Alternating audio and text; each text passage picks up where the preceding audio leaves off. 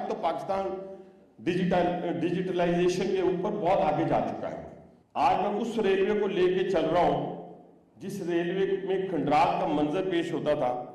آج اس کے 60-70 اسٹیشن میں نے ڈیجیٹائز کر دیے ہیں. یعنی وہاں پہ پی او ایس مشینز ہیں, ڈی وی ایم مشینز ہیں, وہاں پہ ہماری جو ہے اے ٹی ایم مشینز ہیں, وہاں پہ ہمارا فلی جتنا ٹکٹس کا نظام ہے وہ ڈیجیٹائز ہے. ہمارا رابطہ ایپ ہے, جب میں گیا تو 6 لوگ اس کو استعمال کرتے تھے, آج 70 لاکھ لوگ اس کو استعمال کر رہے ہیں. کتنے عرصے میں؟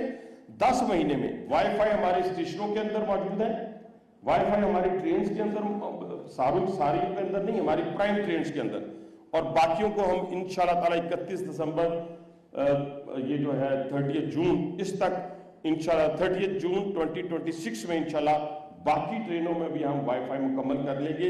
مکمل ڈیجیٹائز ای انسپیکشن آ گئی ہے اس کے اندر. پاکستان ریلوے کی میں بات کر رہا ہوں, میں کسی چائنا یا جاپان کی ریلوے کی بات نہیں کر رہا.